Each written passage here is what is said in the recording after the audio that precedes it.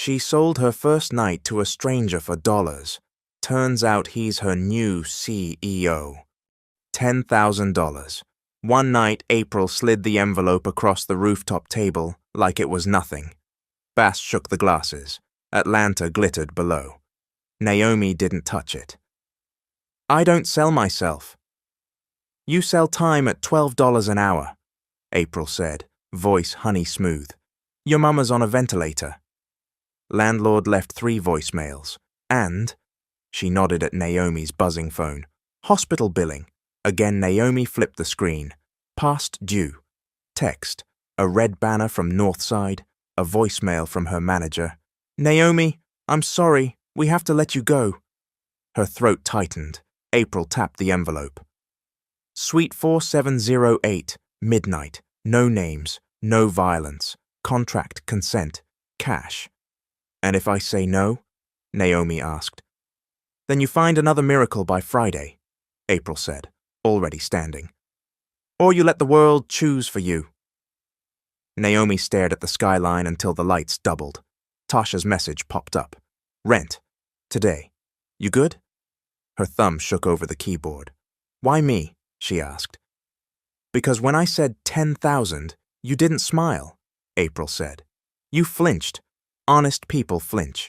She slid a key card beneath the envelope. Text me yes or no. No maybes. April walked away. The bass kept thumping. Naomi's phone kept buzzing. She pressed the envelope flat with her palm like it might blow away. Yes, she typed, and hit send before courage could change its mind.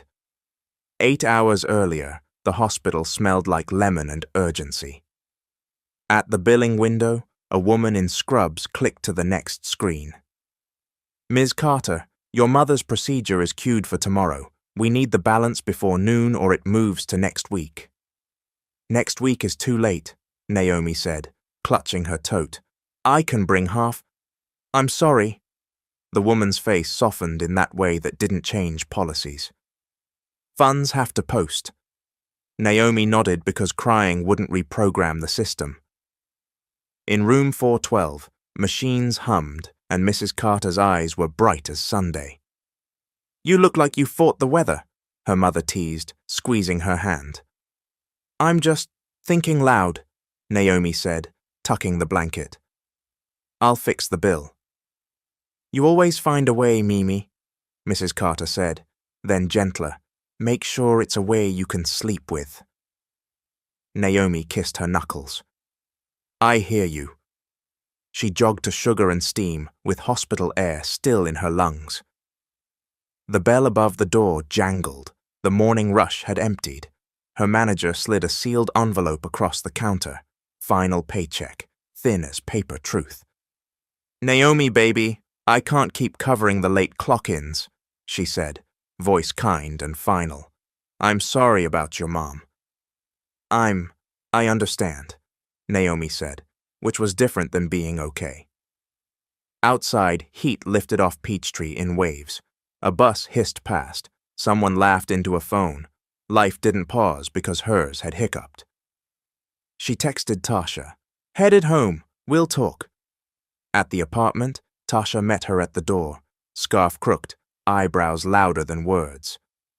Landlord's threatening locks. Tell me you got a plan that don't cost your soul. I have an option, Naomi said, setting her tote down like it might break. I'm not proud of it. Tasha's stare searched her face for a long beat. If you're walking through a door tonight, you text me from the other side. And you remember who you are the whole time. Naomi pulled her into a hug that smelled like vanilla and warnings. I will. Dusk rubbed gold across the mirror. Naomi chose a simple black dress, no glitter, no lies, and pinned her curls back. She wiped the gloss, left herself plain on purpose. This is for Mum, she told the girl in the glass who looked older around the eyes. Midtown rose like poured glass. The hotel swallowed her in velvet and money. The concierge said her name like he already knew it. The elevator blinked up in soft blue numbers like a countdown. 4708. The hallway smelled like lemon and distance. Naomi slid the keycard. The lock gave a polite click. The suite opened like a city, floor-to-ceiling windows, Atlanta spread below in jeweled lines. A low playlist murmured from nowhere. Air conditioning sighed across clean lines that made ordinary feel far away. A man stood at the glass, jacket off, shoulders squared, the skyline carving his face into shadow. A cufflink caught the light, one engraved letter she couldn't quite read. He turned at the sound of the door. Naomi's breath hitched. Control lived in his posture. Power lived in his stillness. For a heartbeat, the city fell away, and there was only the stranger she'd just agreed to meet, the envelope burning a rectangle in her bag, and the choice closing behind her like a soft, heavy door. "Naomi!" His voice was smooth, measured. She nodded. "Thank you for coming," he said. She stepped inside. The door eased shut. The room held its breath with her. He didn't crowd Naomi, just gestured toward the sitting area where a silver tray waited. 2 glasses, a bottle of still water, a neat stack of papers clipped with a gold pin. "No alcohol," he said. "You should be clear-headed." His voice was even, almost careful. Naomi's fingers hovered over the papers. The first page was a non-disclosure agreement. Dense paragraphs, black ink, precise lines for signatures. The second laid out boundaries like a map. Consent affirmed, no violence, no recordings, no names beyond first names, a single night only. Payment listed in crisp numerals that made her stomach turn and unknot at the same time. "You can read every line," he added, watching her, not the contract. "Ask whatever you need." Naomi scanned, mouth dry. It was clinical, almost merciful in its clarity. She took the pen, signed Naomi C., and the finality of the period felt like a door closing. He poured water, passed her a glass. "Eat?" he offered, nodding at a covered dish. "It's been set since 8. "I'm okay." She wasn't, but dignity sometimes sounded like those 2 words.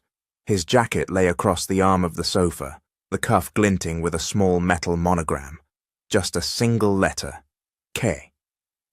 He followed her glance and slid the jacket aside, as if the initial had said too much. "Any questions before we proceed?" he asked. Naomi searched for one that might save her from the reality of the night and found nothing. "Only one," she said, surprised at the steadiness in her tone. "Why me?" Something flickered behind his eyes. "Because you were honest about why you're here." Silence settled, complicated and heavy. He didn't touch her at first. He let the quiet thin out until her shoulders lowered and her breath evened.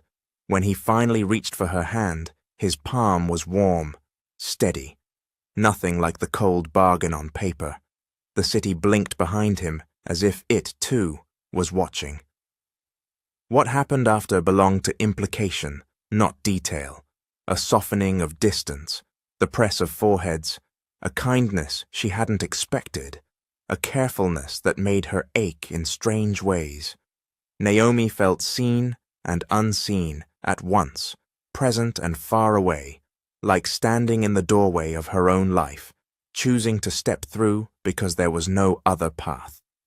Hours later, before dawn painted the windows violet, Naomi woke to find him at the table, sleeves rolled, pen moving across a check.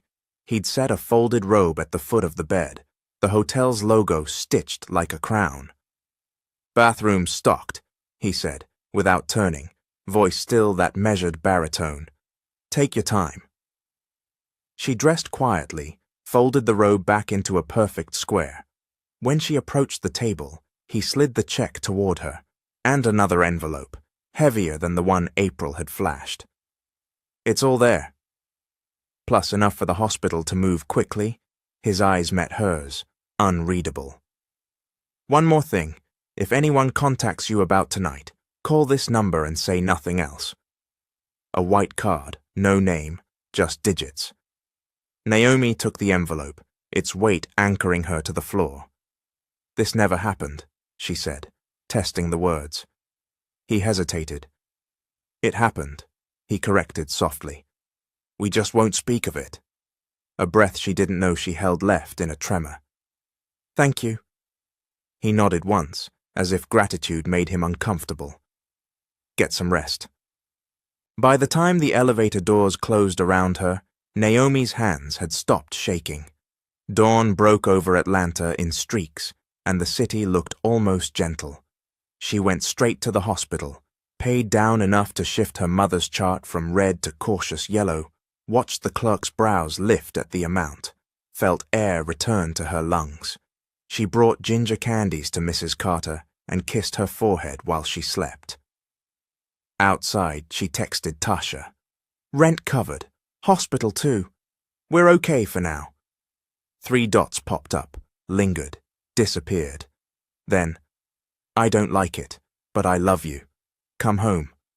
At the apartment, Naomi showered until the water ran cool, then sat at the small kitchen table with her old laptop, humming like it was praying too. She opened job boards, filtered for admin roles, typed and retyped her resume.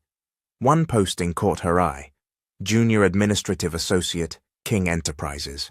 The listing gleamed on the screen, all sleek promises and upward arrows. She stared at the company logo, a modern crown formed from clean lines, a single letter hidden inside if you looked closely. K. Naomi exhaled. "New beginning," she told the empty apartment, the steam still curling off her skin. She clicked apply, attached her resume, and hit send before she could overthink. Then she folded the check into the back of her journal, wrote, "Paid, breathe, keep moving," and closed the cover with both hands, as if sealing away a night she would never forget and could never mention. 2 days later, Naomi's cracked phone lit up with an unknown number while she stirred oatmeal on the stove. "Hello? Hi, Naomi Carter. This is Ray from King Enterprises. We received your application for Junior Administrative Associate. Can you come in at 10 for a same-day interview?" Naomi mouthed a silent thank you to nobody and everybody. "Yes, I can be there." She threw on a slate blazer she'd thrifted senior year, pressed it flat under a warm iron, and slid her resume into a clean folder. Tasha caught her at the door, hair in a scarf, eyes still puffy from sleep. "You got this. Text me after," she ordered, then hugged her tight like armor. Midtown sparkled with late-morning ambition. King Enterprises rose 38 floors of mirrored confidence, the lobby a cathedral of glass and steel. A reception desk curved like a smile. A living wall glowed emerald behind it. Naomi's heels clicked across the marble in a rhythm that sounded like step up, step up, step up. Ray met her with a firm handshake and bright nails. "We move fast around here," she said, leading Naomi through a ribbon of hallways. "You'll support the executive assistants, coordinate calendars, keep chaos cute." Naomi laughed despite herself. "I'm fluent in cute chaos." The interview came in waves. A short skills test, a panel of 2 assistants with questions like, "How do you handle a last-minute pivot?" and "Can you keep confidentiality under pressure?" Naomi answered honestly, remembering the inked NDA and the silence it demanded. "I already know how to hold my tongue." An hour later, Ray slid a slim folder across the table. "If you want it, we'd love to have you." "Orientation tomorrow at 9, Naomi blinked. Yes, I want it." On the bus home, she pressed her forehead to the window and let the blur of Atlanta carry her. She texted Tasha and then sent a photo of the offer to her mother, who replied with a string of hearts and a, "That's my girl." Orientation smelled like new paper and coffee. 10 new hires sat around a long table while HR clicked through slides. Code of conduct, benefits, the app where you logged hours. A friendly woman with copper locks, Imani, took the seat next to Naomi and whispered, If you ever get lost, follow the smell of espresso and panic. Naomi grinned. Noted. By midday, she had her badge, a laptop, and a desk nestled on the 29th floor, with a clean view of the skyline. The executive wing lived one level above, all quiet power and frosted glass. Naomi tried not to stare each time someone brisk and important walked past. "Runner needed for a document drop on 30, someone called from the bullpen. "Naomi, you up?" She was. She grabbed the slim leather folder and slipped into the elevator with Imani. "You'll meet the gatekeepers," Imani whispered, nudging her. "Don't be scared if they ask you what your grandmother's middle name is before they let you breathe up there." The doors opened to a different kind of air, cooler, more expensive, lightly scented with lemon. A wall-sized digital art piece flowed slow blues and silvers. Naomi's stomach fluttered, the same way it had in the hotel suite, though she told herself that was ridiculous. A receptionist eyed their folder, buzzed them through. "CEO's corridor is to the right. Drop with Mr. King's assistant." Naomi's breath snagged at the name, a thin thread across her chest. King. The cufflink. The single letter. "Stop," she told her mind. K could be anybody. The city had 1,000 crowns. Imani peeled off toward Ligal. "You got this," she mouthed. Naomi followed the corridor's soft curve. The assistant's desk sat before double doors, organized like a sermon, not a pen out of place. The assistant glanced up, all poise. "For Mr. King?" "Yes." Naomi placed the folder carefully. "From finance." "Thanks," the assistant said, sliding it into a tray. Her phone pinged. She listened, then stood. "He wants it now." One moment. The double doors opened with no squeak, no drama, just space and light and a desk that could hold a small conference. Floor-to-ceiling windows framed the city like a promise, and there, by the glass, was a figure in a charcoal suit, shoulders squared, presence unmistakable. He turned at the knock. Time did a strange thing, stretched and snapped. Naomi's vision narrowed to his face, the same obsidian gaze, the measured mouth, the air of control that bent a room without raising his voice. In the daylight, he was even more him, handsome in a way that had nothing to do with pretty, all angles and intention. "Mr. King?" the assistant prompted softly. His eyes flicked to the folder, then to Naomi. He stilled. The recognition was microscopic, a half lift of an eyebrow, the faintest pause in his next breath, but it was there. "Thank you," he said, voice smooth as ever. "Leave it on the desk." Naomi stepped forward, placed the folder on the edge of his world. Her hand did not shake. Her heart did plenty on its own. Up close, the small monogram winked again on his cuff. K carved in steel. He didn't look at her again. He didn't have to. 1,000 unsaids crowded the space between them. The contract, the silence, the dawn that had turned violet while he wrote a check. In the hallway, Naomi leaned against the cool wall. For a beat she pretended was just to read a sign. Imani reappeared, eyebrows leaping. "You good?" Naomi smoothed her blazer. "I'm good." Back at her desk, she opened her onboarding tasks with robotic focus. Passwords, policy acts, calendar protocols. Her badge dinged each time she moved, the sound small but certain. At 5, the office exhaled. Naomi packed her laptop and stared out at the city. Somewhere above her, Elijah King, because there was no longer any doubt, was still in that glass-walled office, ruling a world that had grazed hers for one unrepeatable night. She tucked her chin, squared her shoulders, and made herself a vow as the elevator sank toward the lobby. "I will keep this job. I will keep my dignity.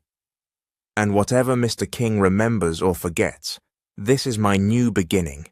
By midweek, Naomi learned that working for King Enterprises meant living in dog years. Hours stretched and snapped, and Elijah King had a way of turning minutes into tests.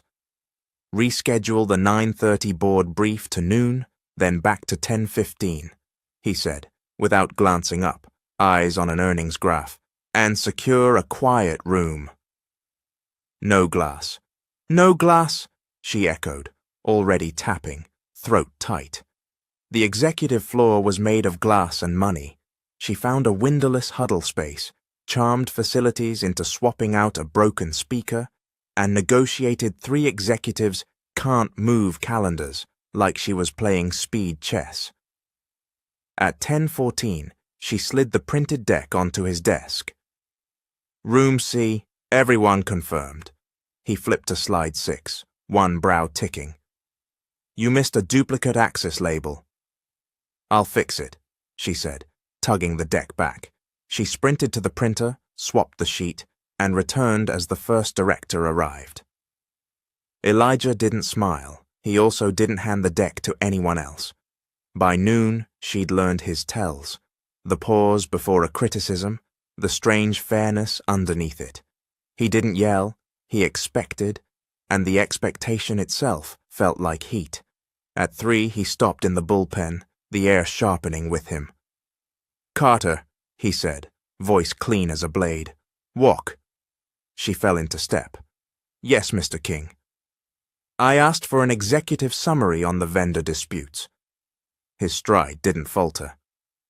You sent me a summary. Not an executive summary. Top line, no fluff, she inhaled. You'll have a 1-pager by 4. I'll have it by 3:45, he corrected, then glanced, something like a dare in it.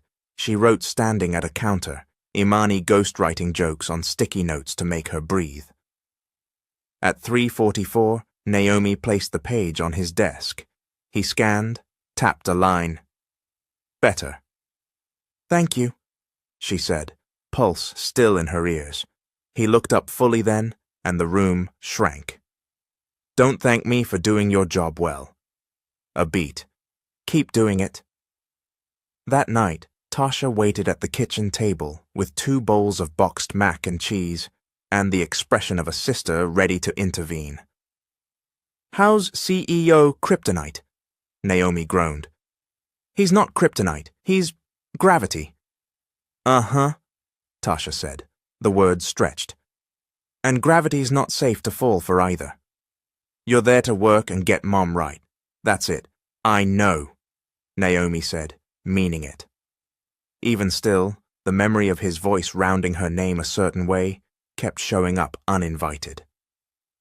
The next morning, the elevator stopped at 30, and a man slid in like a threat wrapped in cologne. Sharp fade, midnight suit, a watch that could buy a house. His smile never touched his eyes. You must be new, he said, gaze skating from her badge to her face. Marcus King. Naomi Carter, she replied, keeping her tone neutral. Naomi, he repeated, like a taste test. My brother is very particular about talent. He let the word hang. Welcome. When he stepped off, Imani exhaled. Who? Watch him. He's the kind of fine that comes with a warning label. Back at her desk, Naomi found a message from security. Ms. Carter, Mr. King added you to the clearance list for direct courier, effective today. She stared. That wasn't normal for a junior admin. It meant she'd be in his orbit more than most. The first courier run was to legal, the second to PR. On the third, she doubled back to the executive corridor with a sealed envelope and met his assistant's raised brow. He wants this handed to Marcus, the assistant said. Directly. Of course he did. She found Marcus in a conference room, laughing softly with 2 directors. She waited, posture perfect, and offered the envelope.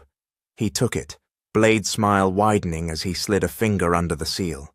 His eyes flicked up when he read. So you're the one fetching knives, he murmured. I carry paper, she said evenly, and paper cuts deeper than people think. He tucked the letter inside his jacket. Tell Elijah I'm touched. Mr. King will see your response on the calendar, Naomi said, already turning. She nearly collided with a woman stepping out of the elevator, tall caramel skin, silk blouse the color of anger, diamonds humming at her ears. The woman paused, gaze running a slow audit over Naomi's blazer, her badge, her face. "Excuse me," Naomi said, stepping aside. The woman's smile was precise. "You must be new." She extended a hand tipped with pale pink polish. "Vanessa Williams." The name landed like a glass ringing. Imani had mentioned her in whispers, the ex-fiancé who still moved through donors' lists and galas like she owned the room. Naomi took the offered hand. "Naomi Carter."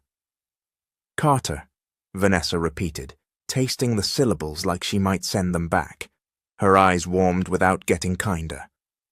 "And what is it you do for Elijah these days?" "Administrative support," Naomi said, "for the floor." Vanessa's gaze flicked. Hair, shoes, the small monogram on the cufflink she knew by now.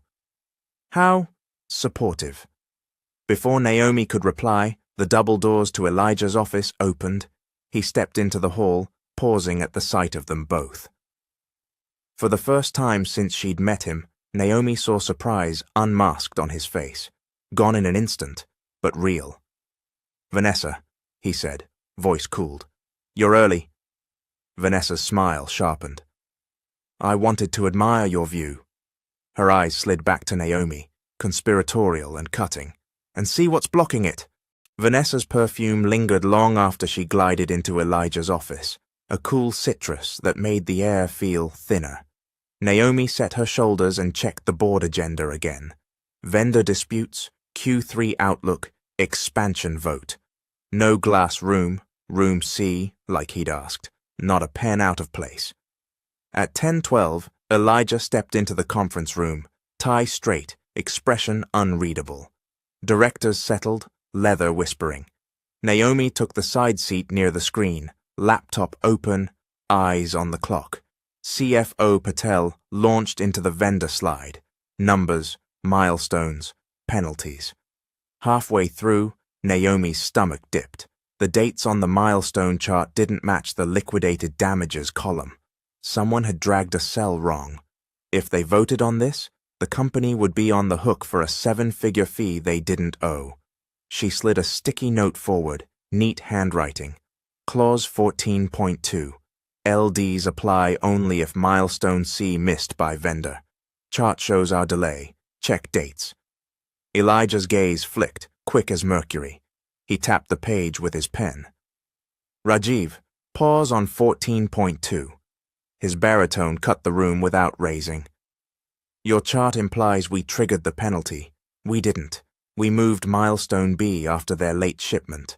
Naomi, put the original vendor email thread on the screen." Head swiveled. Naomi's pulse popped in her ears. "Yes, sir." She pulled the thread, enlarged the timestamp, highlighted the vendor's apology.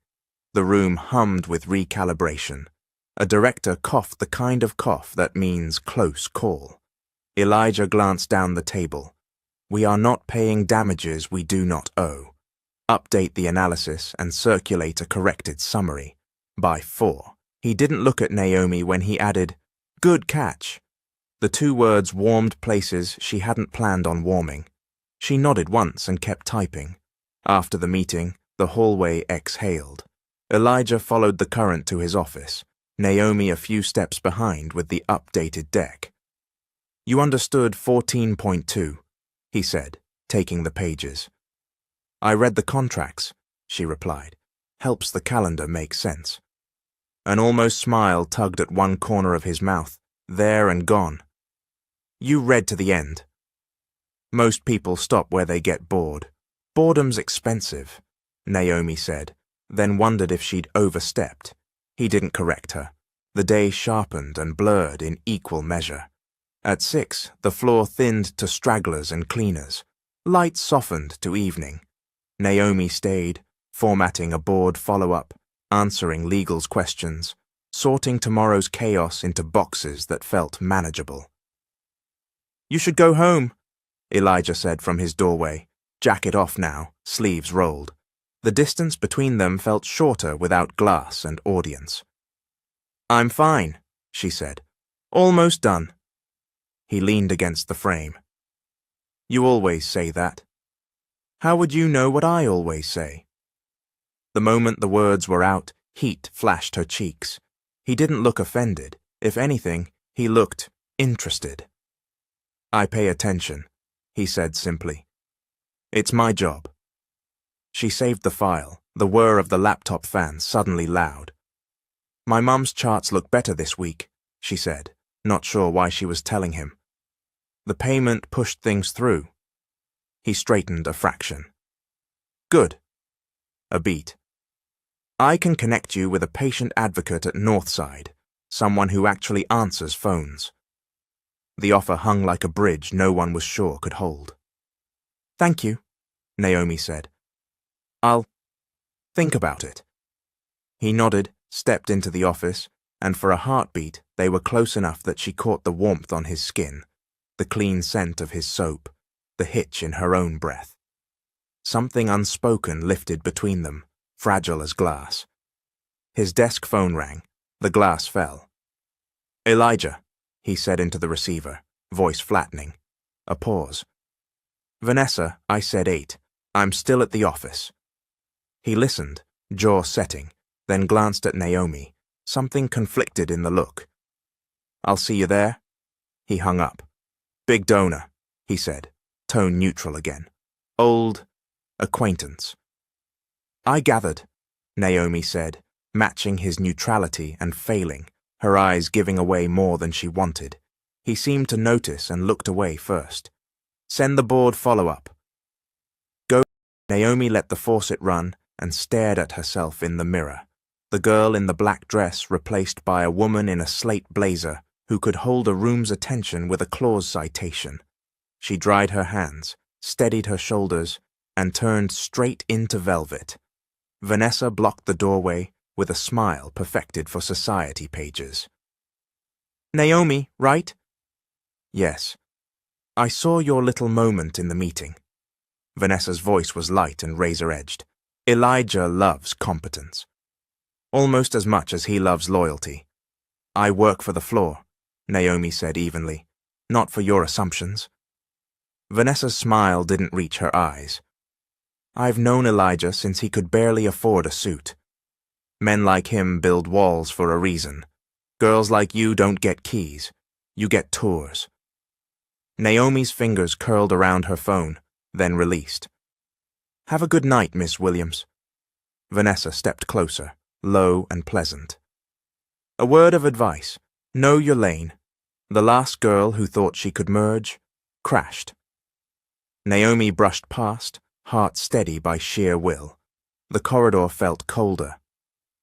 At her desk, she sent the board follow-up, closed her laptop, and reached for her bag. Her phone buzzed. Unknown number. "We should talk about last week." April. Naomi's breath caught, the past tilting into the present. She stared at the message until the letters doubled, then blacked the screen, and stood. Somewhere above, Elijah was stepping into a car for dinner with Vanessa. Somewhere below, a woman with sharp heels wanted to pull her back into a night Naomi had sworn to bury. She squared her shoulders and headed for the elevator, pulse counting down like a clock she couldn't yet see. April chose a diner that smelled like coffee and rain. Naomi slid into the booth opposite her, palms flat on the formica to keep them from shaking. "I told you not to text me," Naomi said.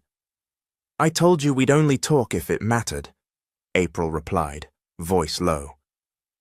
She pushed a napkin-wrapped phone across the table.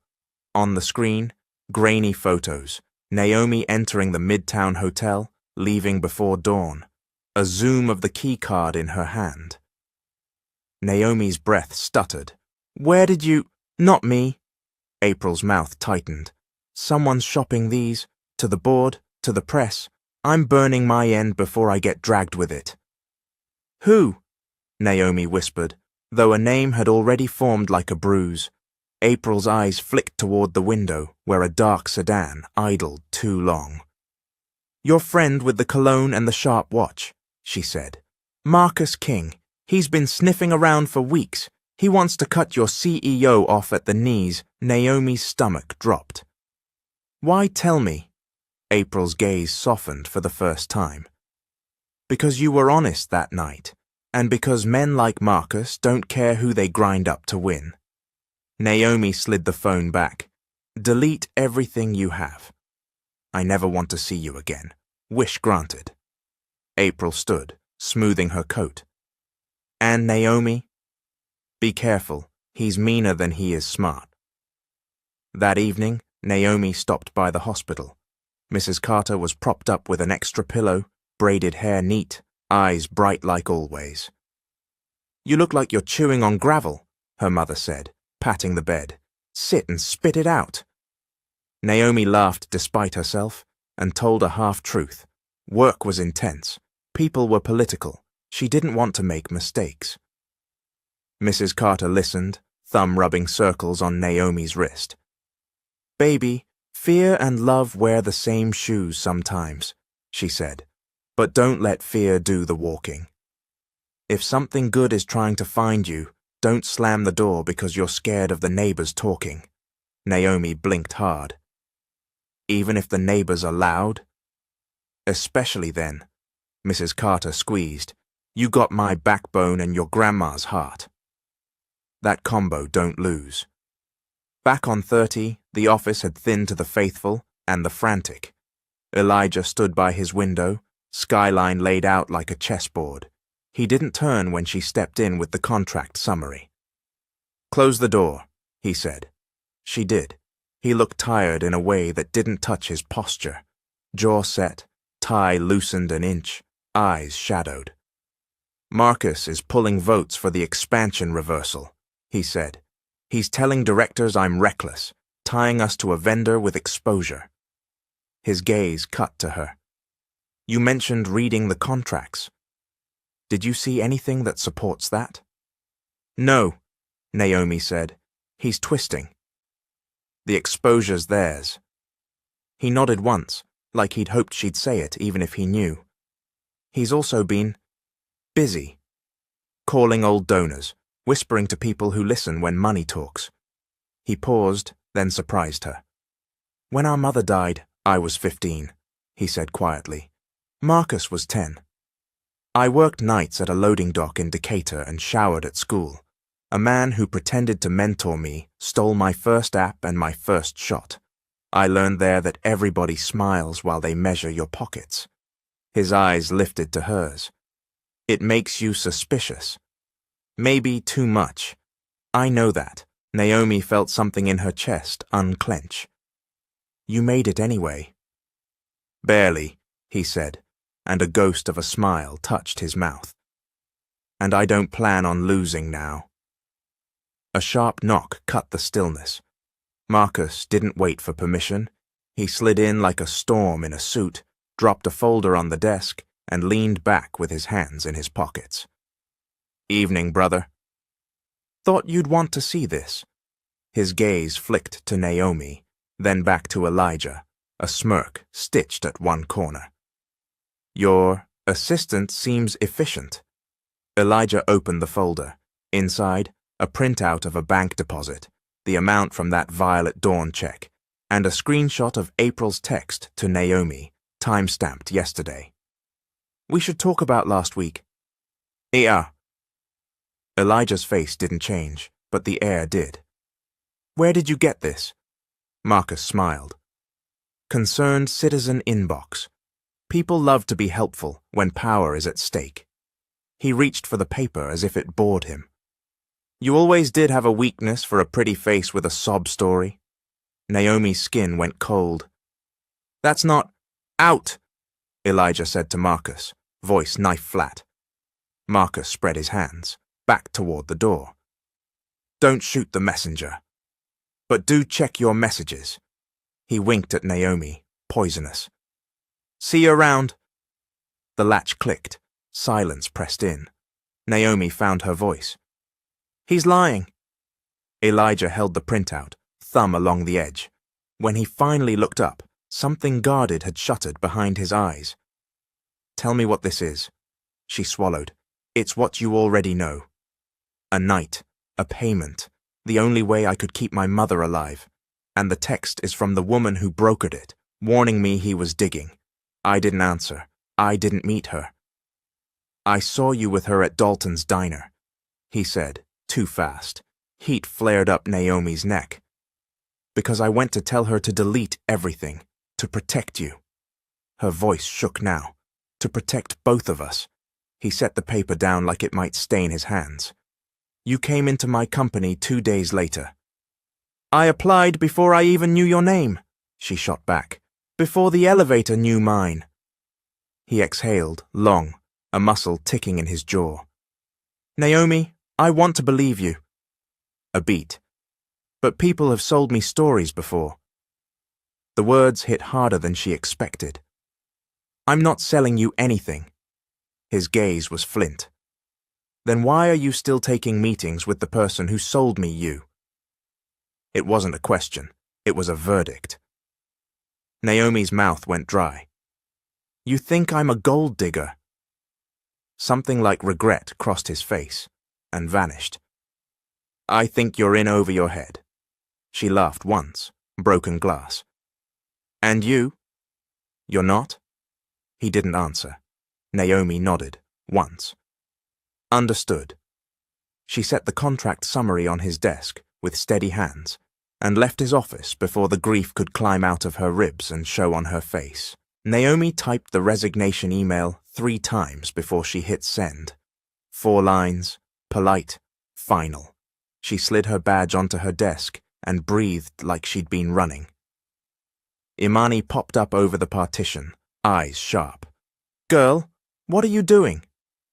Leaving before I say something I can't take back, Naomi said, standing to grab her tote. Her voice was steady, her hands betrayed her. Imani rounded the desk. Did he decided what story he wanted, Naomi cut in. And I'm not auditioning to fix it. HR moved fast. Papers, a quiet room, a practiced speech about regret. Naomi signed where they pointed, throat tight. The admin handed back her now disabled badge like a souvenir. In the elevator lobby, the doors slid open to Vanessa Williams, silk the color of triumph and a diamond watch catching the light. She took in Naomi's envelope, the absence of a badge, and smiled like she smelled victory. Perfect timing, Vanessa cooed, pressing a cream card into Naomi's hand. Private dinner tonight, family and donors. Elijah wanted intimate and historic. Her lashes dipped. We'll be announcing our engagement. Naomi felt the tile tilt under her feet.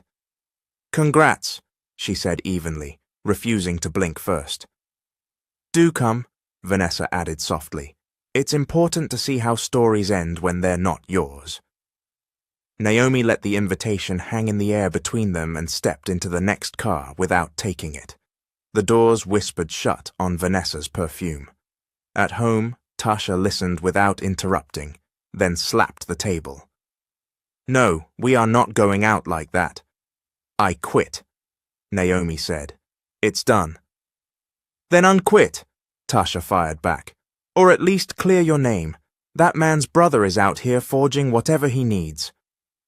She disappeared into the bedroom and came back with a crumpled printout, blurry screen grabs April had shown at the diner. If Marcus is dirty, prove it. Naomi rubbed her temples. He thinks I'm a con. He won't hear me. Then don't talk to him. Talk to the truth, Naomi texted Imani. Do you know anyone in IT I can ask a dumb question? 10 minutes later, she was in a break room with Jamal from InfoSec, a quiet man with kind eyes, and a hoodie that said, No, I won't fix your Wi-Fi. She slid the bank deposit printout and the A-text photo across the table. If someone sent these to the board, could you tell where they came from? Jamal adjusted his glasses. Printout's useless, but the text screenshot, maybe he zoomed in, whistled low. This ain't from your phone. See that carrier bar? It's a different network. And the timestamp formatting. International. Somebody compiled this through a third-party app, not native. He glanced up. You're being framed, Naomi. Air rushed back into her lungs, sharp and cold. Can you put that in an email? To whom? Legal, and CC me, he nodded. Give me an hour. And be smart. Kings don't play fair when they feel cornered. Naomi couldn't sit still. She went to the hospital, the one place that made sense. Her mother's room smelled like aloe and antiseptic. Mrs. Carter's laugh brightened the edges. Tell me something that's not about money, Mrs. Carter said. Naomi told her about Imani's jokes, Jamal's hoodie, a cloud shaped like Georgia she'd seen from the bus. She didn't mention Vanessa's card, but the silence shaped it. Whatever this storm is, her mother said, don't let it tell you who you are. Naomi nodded, throat thick. I won't. Her phone buzzed. An email from Jamal. Source analysis attached. Non-native capture, likely manipulation. Forwarded to legal, CC'd Naomi. A second ping. Legal received. Will review. Hope pricked like a match. She texted Tasha. There's proof. If legal moves, maybe Elijah. Incident 5. Collapse. The room wavered. Naomi grabbed the bed rail, swallowing a sudden tide of heat and dizziness. Mimi? Mrs. Carter's voice went far away. Baby? Naomi tried to smile, to say, I'm fine, but her lips wouldn't shape it. The floor slid sideways. The machine's beeps grew hollow and stretched. Nurses appeared out of air, voices braided. Sit her down, BP dropping, get vitals. A cool cloth touched her forehead. Naomi blinked up into fluorescent halos, embarrassed and terrified. I didn't eat, she tried to explain. It's just stress. A nurse knelt eye level, calm and certain. We're going to run a quick test, Sugar. Breathe with me. Minutes smudged. Someone took blood. Another checked her pulse. Mrs. Carter squeezed her fingers, whispering prayers under her breath like song. The nurse came back with a soft smile and a chart she held like good news. She took Naomi's free hand. Ms. Carter, your vitals look better, and the test confirms what I suspected. Naomi's heart stuttered. What test? The nurse's eyes were gentle. You're 3 to 4 weeks pregnant.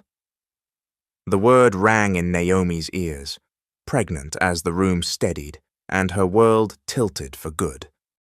The word wouldn't stop echoing, pregnant. Naomi sat on the edge of her mother's hospital bed, with a paper cup of water, staring at the ripples like they could rearrange her life. Mrs. Carter watched her the way only mothers can. You're not sick, she said softly. You're carrying. Naomi's lip trembled. I don't even have room in my budget for hope. Mrs. Carter took her hand. Then we'll make room. You ain't alone, Tasha burst in 10 minutes later, scarf ya half-tied, eyes round. Say it again. Naomi swallowed. I'm pregnant. Tasha's hands flew to her mouth, then to Naomi's shoulders. Okay, breathe. We gonna put a plan together. She lowered her voice. You telling him? Naomi shook her head so fast the room swayed. Not until I know he trusts me. I won't hand my baby to a rumor. Then we move quiet, Tasha said. Doctor first, job second, man last. Across town, Elijah stared at a spreadsheet without seeing the numbers. The board vote loomed. Marcus was whipping calls like a preacher with a megaphone. Vanessa's texts stacked on his screen, 8 p.m. sharp. Don't be late. His phone chimed again. Legal. Source analysis attached. Non-native capture. Likely manipulation. Need to discuss. He clicked, scanning the first paragraph, the word manipulated tightening his chest. The door swung open without a knock. Marcus. You ready to stop lighting the company on fire with your ego? He dropped a folder. Donor pledges. They dry up if you don't announce tonight. Elijah closed the email, the truth half read and burning his pocket. Get out. You gonna throw hands over a receptionist? Marcus grinned, mean and pretty. Make sure she answers your calls from the unemployment line. The door clicked behind him. Elijah rubbed his eyes. Manipulated, he flagged the message for follow-up and grabbed his jacket. By morning, Naomi had an OB referral, a list of vitamins, and a stash of ginger candies Tasha insisted on buying with a stern, "You're eating." The nurse scheduled a proper appointment. Naomi tucked the card into her wallet like it was breakable. She slipped down to the cafeteria for tea, head lighter now that a plan existed, even if it was made of string. When the elevator doors opened on the main lobby, she almost collided with a small entourage: the hospital CEO, a PR assistant, and Elijah King in a navy suit, tie exact, smile polite. The plaque behind him read, "King Family Cardiac Wing."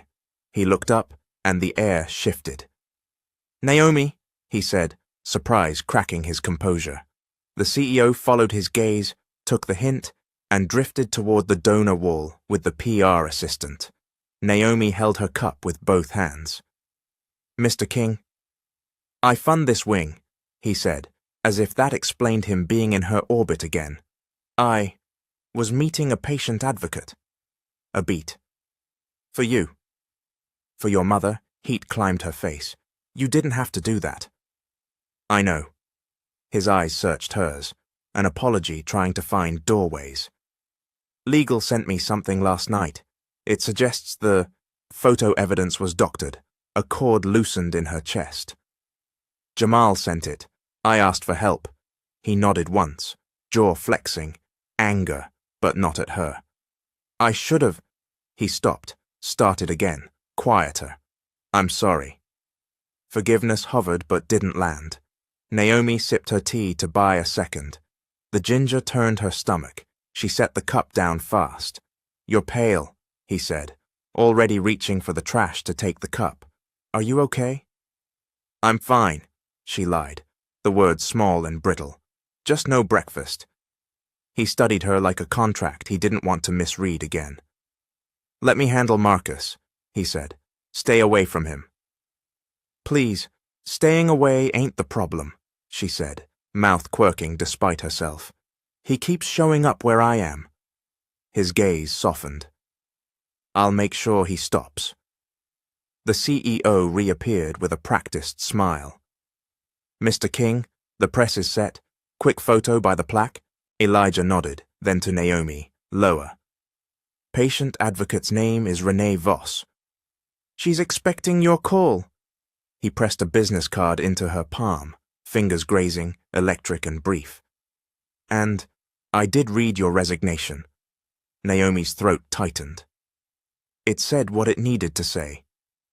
"I don't accept it." His mouth tipped like he knew that wasn't how HR worked and didn't care. "We'll talk." "After your announcement with Vanessa?" The quip slipped out before she could stop it. A muscle jumped in his cheek. "There won't be one." He stepped back into the orbit of cameras, leaving Naomi with the card and a heartbeat trying to outrun itself. She turned and nearly walked into a display of prenatal pamphlets. The top one slid, face up, first trimester, what to expect. She snatched it on instinct, stuffing it into her bag. When she looked up, Elijah was watching from across the lobby, eyes narrowed just enough to say he'd seen. He started toward her, the crowd parting, the CEO calling his name. Naomi backed into the elevator, tapped the close button with shaking fingers, and watched him shrink behind the narrowing doors, lips forming her name, right as the steel met and sealed the secret against her ribs. By morning, Naomi had an email from HR with the subject line, "Status Update." Inside, "Per executive request, your resignation is not being processed. Please report to your station at 10 a.m. to discuss reinstatement terms." It felt ridiculous and relieving at once.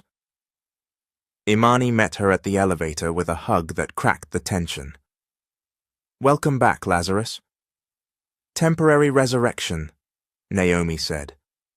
"With boundaries."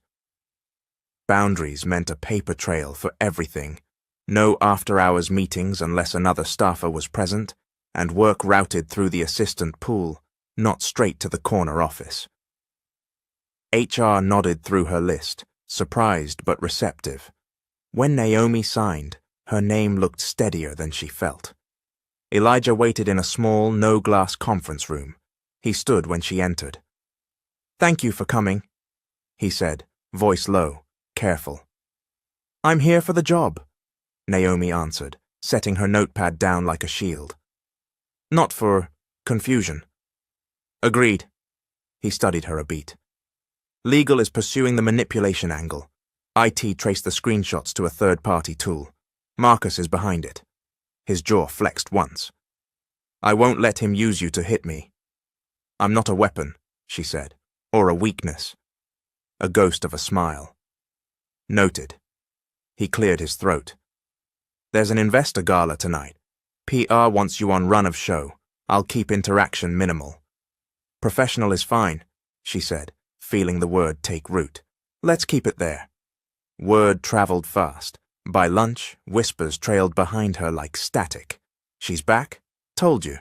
He always liked them pretty." In the restroom, two junior analysts paused their lipstick mid-air when she entered. "Y'all need the mirror?" "I can share," Naomi said, voice level. They scattered, cheeks hot with guilt. Imani stuck a neon note to Naomi's monitor. "If they don't pay your bills, they don't get your peace." Naomi smiled and kept typing. Vanessa arrived mid-afternoon with a garment bag and a weaponized wave. "Elijah insisted I stay for the gala," she said to no one, then to Naomi with a sugar tilt. "Some girls wear badges, some of us wear history." Naomi returned to her spreadsheet. "Some of us wear work." "Excuse me," Vanessa's smile thinned. "Careful, sweetheart. This pond looks pretty, but it has teeth. Good thing I know how to swim," Naomi said without looking up. At 8:30, Elijah took the mic. "We built this company by betting on people who work harder than their circumstances," he said, voice carrying easy. "Tonight's program came together because of a team of those people." He glanced towards stage left. "One of them is Miss Naomi Carter. She joined us 2 weeks ago, and today caught a 7-figure error before it touched our ledger. That's competence. That's integrity." Heads turned. Naomi wished briefly for invisibility, then lifted her chin. A man near the front snorted into his champagne. "Integrity looks different these days." Elijah didn't miss a beat. "And for clarity," he added, tone cooling, "King Enterprises does not tolerate rumors weaponized against our staff. If you have concerns, speak to legal. Otherwise, enjoy the crab cakes." Laughter broke the tension, but the message landed. Vanessa's smile froze for half a second. She leaned toward Elijah, whispering something that looked like, "Why are you doing this?" He didn't answer. He was already off the stage, moving through handshakes, stopping by Naomi's post with the same public neutrality he'd shown all night. "Cue change," he said, eyes on the tablet she held. "Bump the video 30 seconds. Donor's photo op ran long. Copy," she said, tapping. Their hands brushed. Electricity tried to be a thing. Professionalism strangled it quick. Between courses, Naomi ducked to the service corridor for air. She pressed a palm to the cool wall, breathing past a wave of nausea that came and went like a rude guest. "Car sick in a ballroom." Elijah's voice was softer than the lighting. He'd followed, a polite distance away. "Long day," she said. "Bad shrimp at lunch." He nodded like he accepted the lie for the sake of the boundary they'd agreed on. "Thank you," he said, "for coming back. For all of it." "You wanted the job done," she replied. "I'm doing it." He hesitated. Then, If any more noise reaches you, from Vanessa, from donors, send it to me. I'll handle it. Noted. They stood in that fragile peace, two people holding a truce they hadn't practiced before. A photographer rounded the corner, startled, then happy. Mr. King, one quick shot. Elijah stepped back immediately, hands raised. She's working. The photographer retreated. On cue, Naomi's headset crackled. Mic check for the scholarship announcement. She pointed toward the stage. You're up. He inclined his head. After tonight, we talk. In daylight, with everything on the table, Naomi let the words sit, neither invitation nor threat, just a promise she wasn't sure she was ready to cash. We'll see, she said. Back in the ballroom, the lights dimmed. On a side screen, a live feed caught a frame of Elijah pausing at the wings, eyes cutting left toward Naomi, with a look that didn't belong to any program. By midnight, the first tweets had already begun. King defends staffer, and who is Naomi Carter? The roller coaster had found a new hill. Morning brought fog and fluorescent light. Naomi sat in the OB's tiny exam room, paper gown crinkling, Tasha squeezing her fingers. The nurse smiled, professional and kind. Too early for heartbeat by Doppler, but your labs look solid. Prenatal vitamins, hydrate, avoid stress if you can. Naomi huffed a laugh. If I can. Afterward, she detoured to the hospital. Mrs. Carter's hair was braided fresh, her smile small but stubborn. You look different, she said, studying Naomi's face like scripture. Lighter, like you're carrying more and less, all at once. Naomi perched on the bed. I am, she whispered. Mama, I'm pregnant. Tears rose bright in Mrs. Carter's eyes. She caught Naomi's cheeks in her hands. God don't make mistakes, baby. We gon' love this child, right? The door pushed open, and a custodian rolled in a mop bucket, listening too hard for a man just mopping. His hat brim shadowed his face. Naomi's skin prickled. When he left, his phone slid out of his pocket, camera still app open. Tasha darted to the door, peered down the hall. That was no custodian, she muttered. Marcus's people stay messy. Naomi's stomach flipped. She kissed her mother's forehead and left fast, texting Jamal, Heads up, someone was recording by my mum's room. He replied, On it. By noon, Elijah called. Conference room, C, 10 minutes. When she walked in, he stood with hands in his pockets, sunlight angling off his jaw. The air between them felt freshly washed, like the city after rain. I read legal's full analysis, he said, voice tamped down. It clears you. I'm sorry.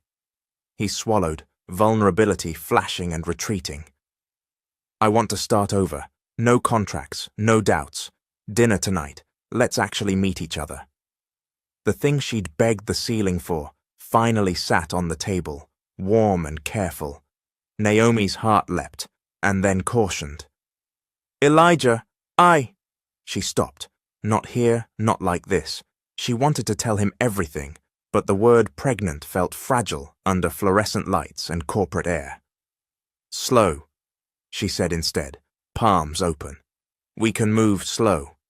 He nodded, relief loosening his shoulders. Slow is fine. They almost smiled at the same time when the room throbbed with sound, phones buzzing like angry bees. Naomi's screen lit with a banner from a gossip site. Billionaire boss impregnates assistant. Source claims secret hotel tryst. Under it, a grainy shot of Naomi leaving Midtown before dawn. Another of her in a hospital corridor near the prenatal display. Her hand mid-swipe, pamphlet half visible. Her mouth dried to cotton. More alerts stacked. Tweets, push notifications. A board member's email subject shouting, Explain. Elijah's face hardened, eyes scanning the photos, the captions, the paragraph dripping with innuendo. Who had these? He asked, voice dead calm. Marcus, Naomi said, pulse cartwheeling. He planted someone at my mom's room. He's been digging since day one. Elijah's phone rang. PR. He declined. It rang again. Legal. He let it die. Why is there a photo of you at a prenatal display? Naomi lifted her chin. This was hers to own. Because I am pregnant. Silence pulled tight.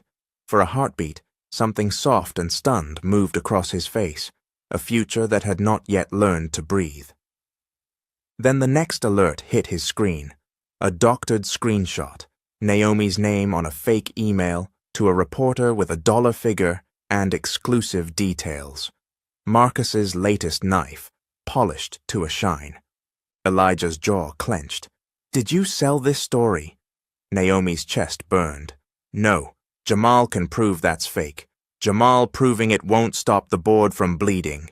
He shot back. Won't stop donors. Timing is convenient. You resign, you come back. Now this? Heat stung her eyes. Convenient? You think I planned a baby and a scandal as a bargaining chip? Who do you think I am? The door cracked. Vanessa, voice all silk and soot. Press is downstairs. I told PR to keep them outside. You should go down with a statement, Elijah. He didn't look at her. His gaze stayed latched to Naomi like a test that graded itself. I can't protect you if you won't stop giving them ammo, he said, quiet and vicious with hurt. Naomi laughed once, the sound brittle. Protect me? From what? Your brother or your doubt? He flinched. Only a little. Enough. I need to manage this, he said, stepping back. For the company. There it was. The wall. Bigger than PR, older than Marcus. Naomi slid her badge across the table like a closing argument. Then manage it. Naomi. His hand lifted, fell. She pushed past Vanessa, who stepped back with a small, satisfied sigh. In the hallway, whispers folded around her, pity and hunger sharing a plate. She kept walking, past the elevators jammed with camera crews, past the receptionist fielding calls, into the stairwell where the air was plain and honest. On the landing, her phone buzzed. Tasha, they put you on blast. Come home. Jamal, working on takedown. Hold tight. Her mother, I love you, no matter the noise. Naomi gripped the rail until her knuckles ached, the city's roar seeping through concrete. Far below, she heard the swell of a press scrum and the click of a podium mic. Above, a door opened and shut. Footsteps paused, then continued away. She stood there between floors, between worlds, feeling the baby-sized secret inside her, and understood that freefall wasn't just falling, it was choosing not to clutch the wrong thing on the way down. HR called it administrative leave pending review, which was corporate for you're out without admitting it. Naomi signed the paper on her kitchen counter, while Tasha hovered like a storm cloud in slippers. We lock your socials, Tasha said, thumbs flying. Private, private, private. If anybody slides into your DMs sideways, I will screenshot and baptize them in the comments. Naomi managed a smile that didn't reach. No baptisms today. The kettle whistled. Tasha poured ginger tea and pushed the mug across. Sip. Doctor said, hydrate. Naomi sipped, hand over the small quiet of her belly. The apartment felt both too small and too loud.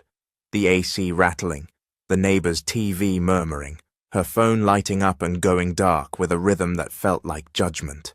She toggled it face down and breathed until the tremor in her fingers eased. At the hospital, Mrs. Carter was propped up and radiant, like she had borrowed her own sunrise. Naomi sat close, and they watched a game show without caring about answers. You told him? Mrs. Carter asked finally, eyes on the contestants jumping over questions like hurdles. Not yet. Naomi rubbed the heel of her hand over her chest. Every time I try, something explodes. I won't have my child's first sentence be a press release. Mrs. Carter turned her head, the nurse light reflecting in her pupils. You've been strong so long, you forgot strong people also lean. Don't confuse leaning with falling. Naomi kissed her mother's knuckles. I'll tell him. When the air is honest, they played another round of pretending TV mattered. Then the charge nurse came to switch meds. Naomi took the elevator down for a snack and nearly walked into a man in scrubs carrying nothing. No chart, no cart. He flinched, then smiled too slow. Excuse me, he said, stepping aside. His badge sat crooked. The photo faded. Naomi clocked the details she'd learned to trust and filed it. Back upstairs, she told the nurse. Security swept and confirmed what her nerves already knew. Not staff. We'll increase rounds on Ms. Carter's floor, the guard promised. Naomi nodded, swallowing the metallic taste of fear. Across town, King Enterprises spun in crisis mode. PR drafted talking points like bandages. Legal stacked findings like bricks. Elijah sat at the head of a too-bright table while voices ricocheted. Get ahead of it, PR urged. If you announce a personal commitment... I'm not trotting out my private life as a shield, Elijah said, jaw tight. Then pivot to the business, a director snapped on speaker. You've got a vote in 48 hours. Legal slid a packet across. Forensics confirm manipulation. The hospital corridor photo is real. Captions are inflammatory. The so-called email to a reporter, forged, trace points to a shell account registered through a vendor used by... Marcus O. Muscle flickered in Elijah's cheek. Of course. He left the room before his temper could. In his office, he dialed Jamal. Send me everything. On your secure, Jamal said. Mr. King, there's more. We traced a cloned badge used at Northside last night. Elijah's tone went glacial. Send me that. He crossed the hall and opened Marcus's door without knocking. The younger king leaned back, hands laced behind his head, grin already loaded. Come to congratulate me on the board math? Marcus asked, or invite me to your baby shower?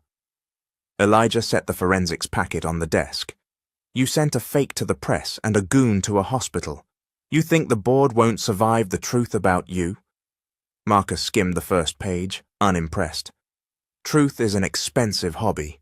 Most folks can't afford it. You will. Elijah leaned in, voice low and clean. You're done whispering. You're done touching what's mine. Marcus's face sharpened. Everything is yours, right? The company, the donors, the headlines, even girls who don't belong in your world. Elijah didn't give him the satisfaction of a flare. Pack your things. Effective now. Your access is suspended. You don't have the votes to throw me out, Marcus said, but his eyes flicked to the phone like he wasn't sure. I don't need votes to change a passcode. Elijah straightened. Security will meet you in 10. He left Marcus spluttering and texted security, revoke Marcus King's access, all systems. Then he pulled up Naomi's contact and stared at the number. He typed, Can we talk? In daylight, no lawyers. He didn't press send. Back home, an envelope had been slid under Naomi's door. No stamp, no return. Inside, a printout of her mother's patient schedule and a sticky note in block letters. Stay quiet or her care gets delayed. Tasha's inhaled curse hit the ceiling. We're going to the police. We don't have a name, Naomi said, voice thin. Just a threat and a feeling. A feeling and a felony, Tasha shot back, already snapping photos. We're reporting it. Today they filed a report. The officer took it seriously, promised to flag hospital security, suggested Naomi stay with friends. Naomi glanced at Tasha. We stick together, she said. We always have.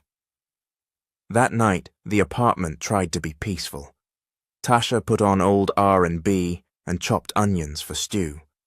Naomi sat at the table with her journal, the baby pamphlet tucked like a secret in the middle pages.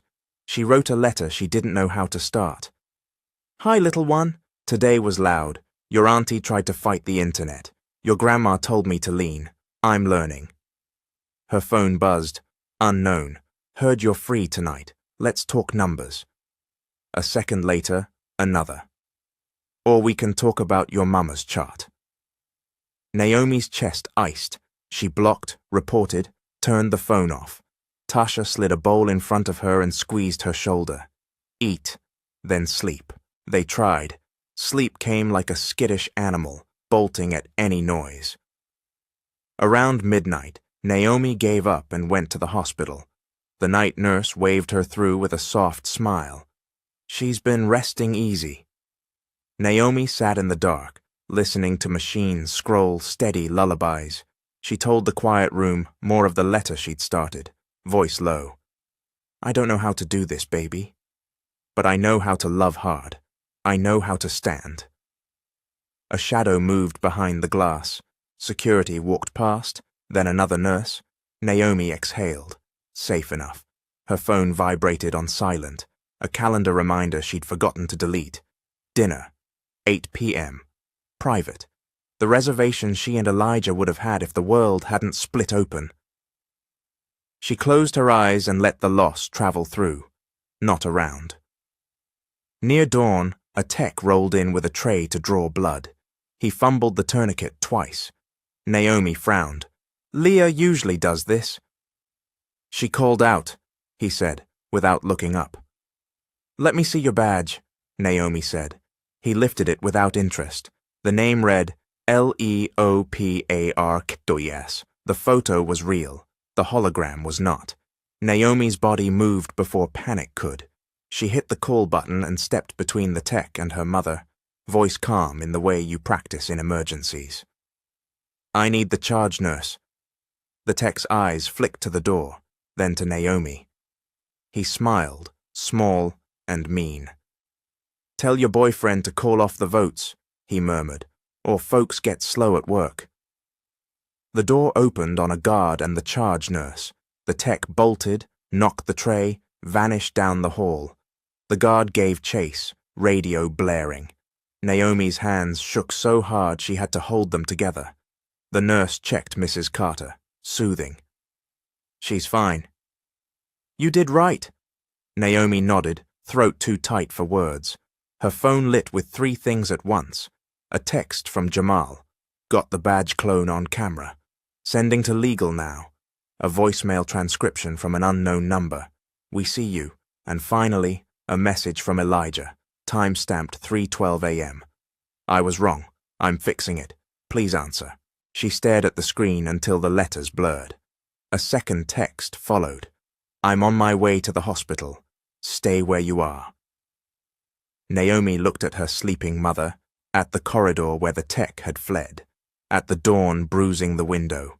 For the first time since the scandal broke, her fear bent into anger so clean it felt like glass. Okay, she whispered to the room, to the life inside her, to the mess outside. No more running. She stepped into the hall just as the elevator dinged open. 2 men in visitor badges stepped out, scanning each face like a checklist. One lifted a phone, camera already up. The other smiled without warmth. Ms. Carter? He asked. Naomi squared her shoulders. Who's asking? He took a step closer, and somewhere down the hall, a guard shouted, Ma'am, back inside. The men didn't flinch. Naomi's phone buzzed again. I'm here, as the red exit sign bled its warning on the tile, and the corridor narrowed into a choice she could no longer postpone. Naomi didn't back up. She planted her feet between the men and her mother's door, and lifted her phone, camera rolling. State your names, she said, voice steady. You're being recorded. The taller one smirked and shifted his weight like trouble. The other angled to flank her, then froze when a voice cut the corridor clean. Step away from her. Elijah strode off the elevator in a dark jacket, 2 hospital security guards at his shoulders, and a purpose that bent air. His gaze flicked once to Naomi, checking, counting, then locked on the men. Hands where I can see them. The smirker lifted his palms slow. Relax, we're visiting who? Elijah asked. Doesn't matter, the other said, mouth curving. Message delivered. The closer guard moved first, catching the smirker's wrist, pushing him to the wall. The second guard backed the other down the hall. One tried to bolt. Elijah stepped into his lane without touching him, presence enough to reroute. Sirens hiccuped somewhere outside. A nurse peered around a station with her mouth a tight line. Naomi filmed everything, badges, faces, the moment the smirk collapsed into a curse. Her hands shook, but the frame held. "Police are on their way," Elijah said. "You can deliver your message to them." The men went quiet in the particular way cowards do when a bigger light hits them. When 2 officers arrived, the guards handed the visitors over with clipped reports. The taller one tried a shrug. "We didn't touch anybody." "You trespassed and attempted to access a patient," the officer replied, unimpressed. "That's enough." They were walked out under fluorescence that made them look smaller. Naomi's knees remembered gravity. Elijah turned to her like the last page of an instruction manual. "Are you hurt?" "No." Now that the adrenaline was ebbing, her whole body trembled with the realization of what almost happened. "My mother?" "Safe," a nurse confirmed, easing up with a reassuring nod. "We'll keep staff only on this wing until morning." Elijah exhaled once, like he'd been holding his breath for hours. "I'm sorry," he said, and the words weren't corporate. They were bone deep, unarmored. "I should have believed you the first time. I should have ended this sooner." Naomi swallowed past the ache. "Believe me now." "I do." He reached into his inner pocket and held out his phone. On the screen, Jamal's email chain, an image of a cloned hospital badge, and a payment trail bouncing through shell accounts, landing in a vendor Marcus used for consulting. Another attachment showed the fake email to the reporter, metadata annotated, origins traced. "Legal filed for an injunction," he said, voice low. "We have enough to indict the guys who showed up here and to put Marcus in front of a judge. I've suspended him, revoked his access, and called an emergency board session for the morning." "Good," Naomi said, anger clean as glass. "Make it loud." His eyes softened, something complicated flickering and then holding. "Naomi, the story about the baby, it's not a story." She met his gaze, let the truth stand between them without apology. "I'm pregnant." For a beat, the hallway sound dimmed. Elijah's face opened in a way she'd never seen, tough edges giving way to awe and fear, and something that looked suspiciously like joy trying to find its feet. He stepped closer, careful, leaving room for air and choice. "Are you okay?" "I will be." She matched his measure. "We will be, if the noise stops." "It will," he said, and the vow in it steadied her more than she wanted to admit. He scrubbed a hand over his jaw, a laugh breaking loose like relief. "You should know I wanted slow. I still do, but I'm not going to pretend I don't care about you, or this child. I do. More than is smart." Emotion rose, hot and fierce. "I don't want a rescue," Naomi said. "I want a partner who stands when it's ugly." He nodded. "Then watch me stand." An officer returned with a notepad. "We'll need statements," she said. "And Ms. Carter, if you've been getting threats, forward everything to our case email." She handed Naomi a card. "We'll coordinate with hospital security." They gave statements, precise and measured. When the officers left, the corridor exhaled. Tasha barreled off the elevator like a thunderclap in Scrubs. "I heard police." She stopped at the sight of Elijah. "So Superman finally learned to use the door." "I deserve that," Elijah said without defense. Tasha looked from Naomi to him, reading the room like sheet music. "You fix this mess in the boardroom and the street," she told him, jabbing a finger. "And if one more fake badge shows up on this floor, I'm suing the entire alphabet." "Yes, ma'am," Elijah said, almost smiling. They drifted into Mrs. Carter's room together. She was awake now, eyes bright, smile knowing. "I heard men with no home training tried to visit me," she said dryly. "We handled it," Naomi said, threading their fingers. Mrs. Carter's gaze shifted to Elijah, weighing him the way mothers do. "You plan on protecting more than just your name tonight?" "Yes, ma'am," he answered, earnest landing where charm might have tried and failed. "Your daughter. Your grandbaby." And the truth, Mrs. Carter's smile tilted. "Then we speak the same language." He turned to Naomi, lowered his voice. "Let me call a driver for you and Tasha. I'll stay until security sets a full rotation. I've also brought a patient advocate, Renee Voss. She'll fast-track anything your mother needs." "You brought her?" Naomi asked, surprised. "She was already on her way when the text started," he said. "I was trying to fix one thing while another fell apart." For the first time all night, Naomi's shoulders dropped. The need to be the only strong one eased an inch. "Thank you." Renee arrived like competence in flats, took notes, made calls, arranged a new care coordinator with the efficiency of weather. While she worked, Elijah stepped into the hall and dialed out. Naomi listened through the door, measured baritone turning to tempered steel. "This is Elijah King. Schedule a 7 a.m. emergency session.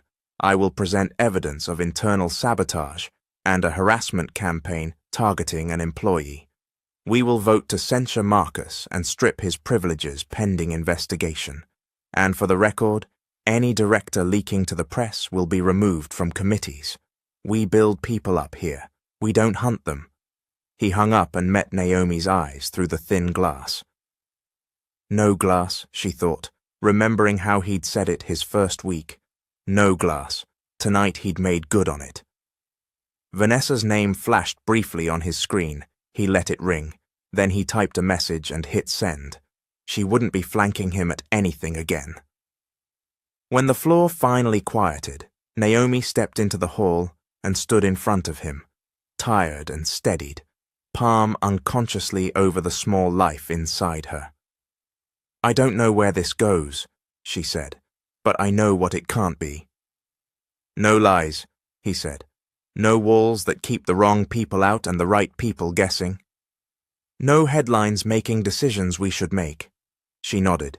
"Then start at 7. End this, I will."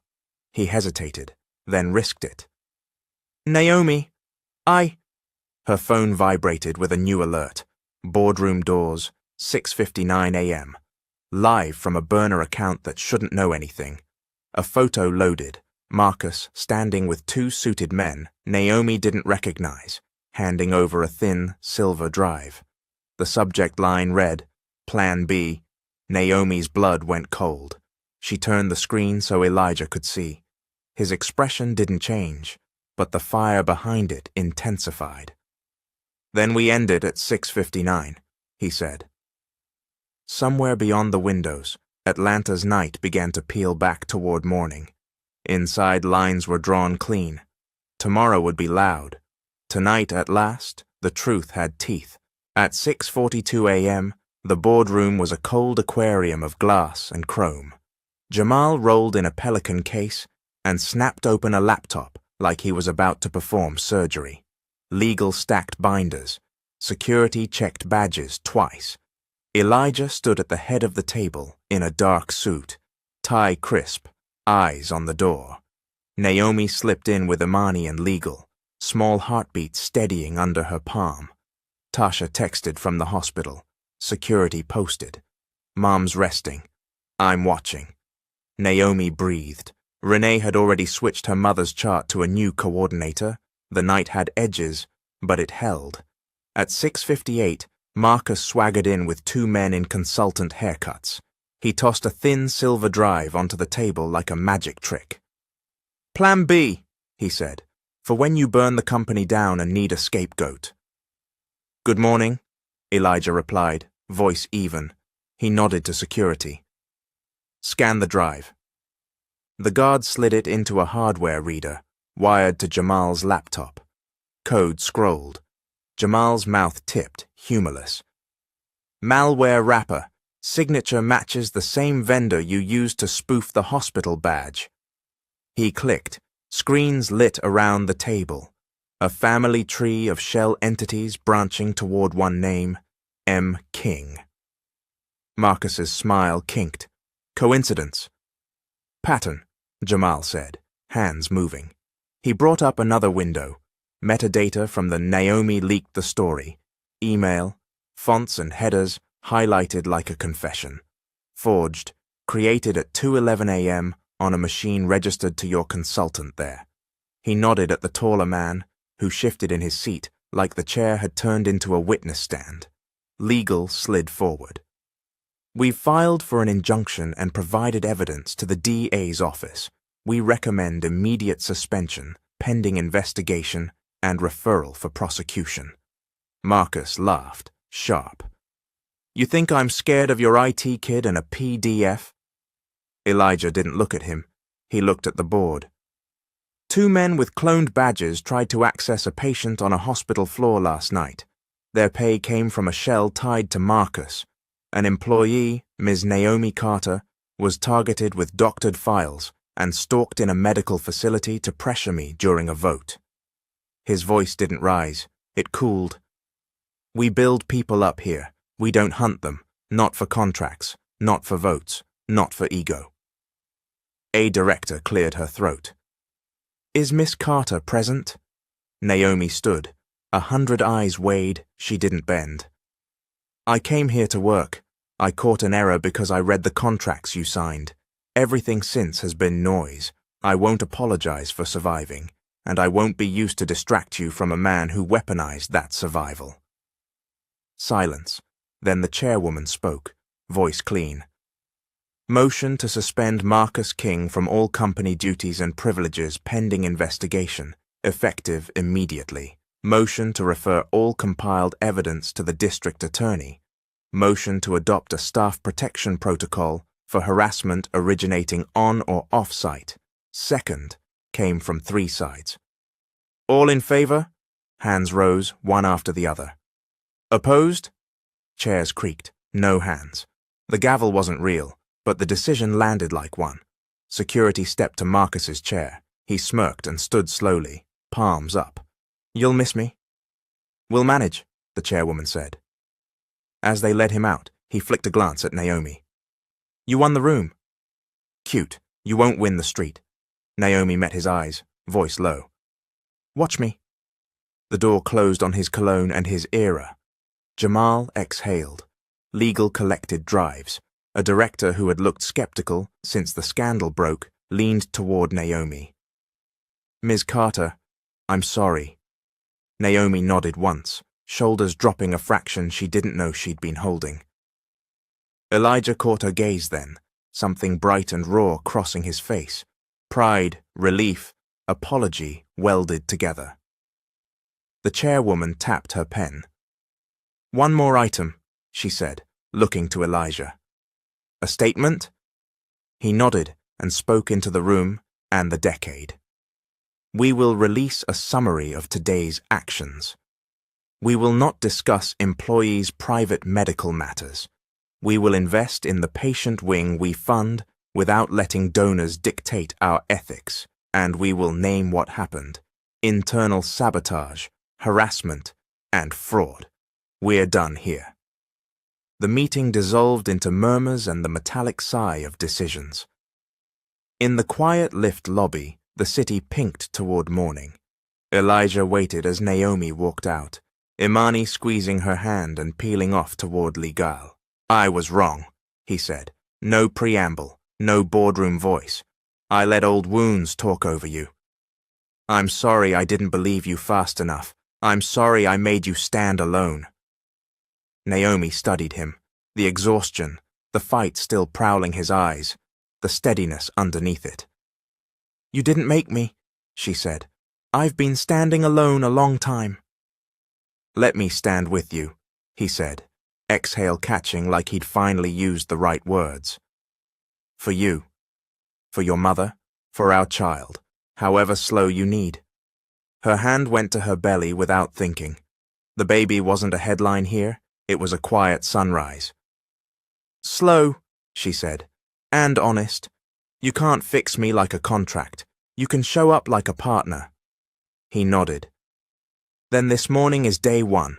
They rode down without speaking, the kind of quiet that felt like room, not distance. In the lobby, a few reporters hovered behind velvet ropes, cameras thirsty. PR held them with a statement and a firm smile. Elijah looked to Naomi.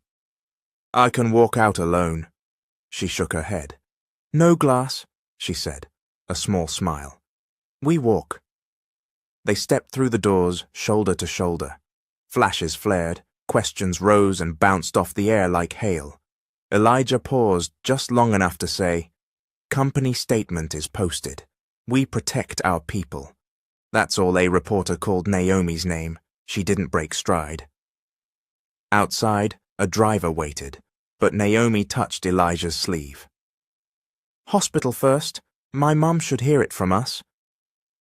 He nodded and changed the route with a word. On the way, he called Renee. She had already arranged a consult with a specialist who'd been miraculously available at 9 a.m. No miracles, Elijah murmured after the call, half to himself. Just budgets that move when they're supposed to. You're not buying us, Naomi said, gentle but firm. I know. He glanced over, a corner of his mouth lifting. I'm buying time. For the right things. At the hospital, Tasha greeted them in the hall with a look that could slice and hug at once. So the board did the math, she said. Good. They did, Elijah said. And if you'd like to personally escort Marcus to county when the DA calls, I can't stop you. Tasha's smile was all teeth. You learning? They stepped into Mrs. Carter's room.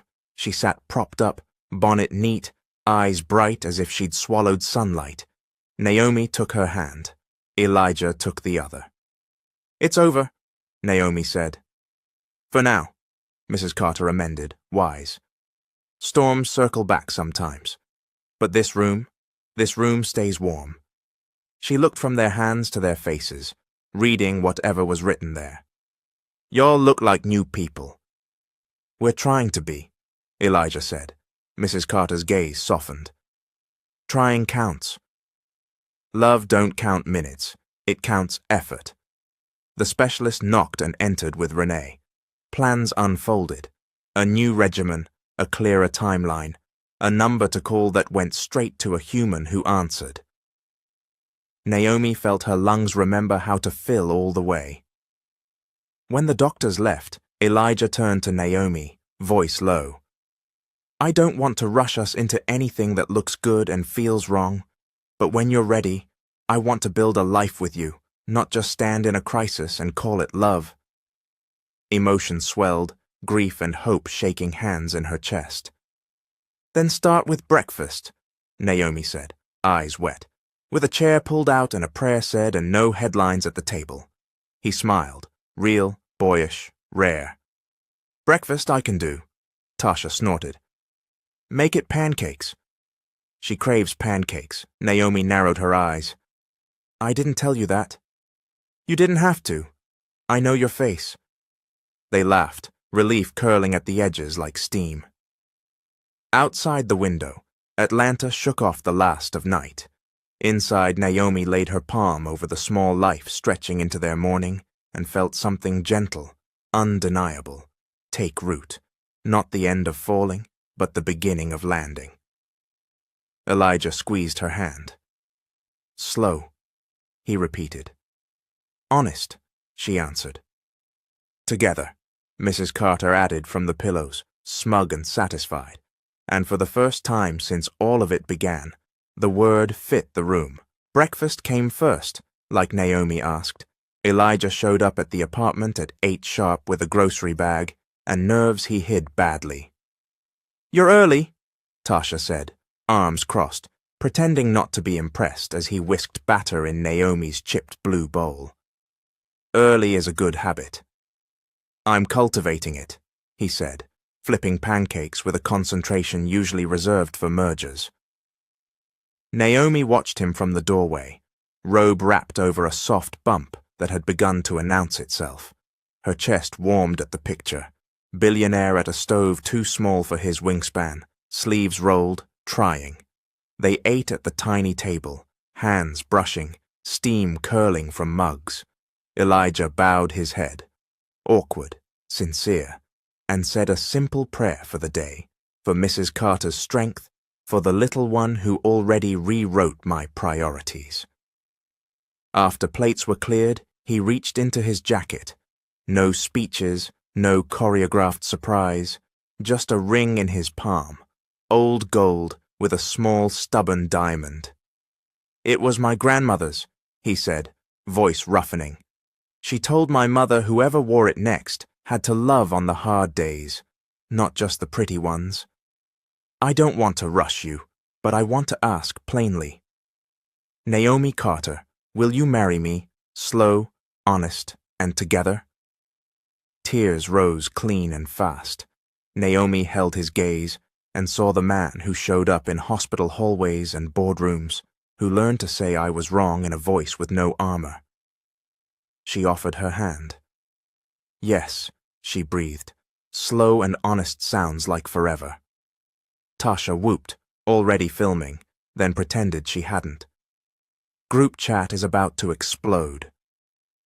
The days that followed were a whirl of small decisions and loud love. They kept it fast, but not frantic. 2 weeks, enough to secure a permit at the Atlanta Botanical Garden for a sunset ceremony, enough to clear Mrs. Carter for a day pass with a private nurse, enough for Imani to bully vendors into family and friends pricing, or I'm telling Twitter you gave the bride a folding chair. Renee orchestrated hospital logistics like a maestro. Jamal built a firewall between Naomi's phone and the internet's worst ideas. PR sent firm cease and desists to tabloids. Legal prepped charges that made certain men grow suddenly quiet. On the day, Atlanta wore its brightest blue. The garden smelled like green things and possibility. Guests took their seats in rows that didn't feel like a performance. Board members beside aunties, coders beside cousins. Tasha walked Naomi down the aisle, chin high, eyes wet. Mrs. Carter waited in the front row in a champagne wrap, skin lit from within, hand laced with gratitude around a crocheted handkerchief. Elijah stood under a simple arch of magnolia leaves, suit charcoal, tie soft, his face uncalculated joy when he saw Naomi in white. She felt the world rest. The officiant spoke words that had more weight than decoration. Marriage is not a merger, she said, voice warm. It's a practice. Every day, you will practice choosing each other. They said vows they'd written at the kitchen table, and hers about stubborn hope and the power of ordinary breakfasts, his about standing when it's ugly and laughing when it's not. When the ring slid home, Naomi's belly fluttered as if their child approved the contract. A rustle near the back.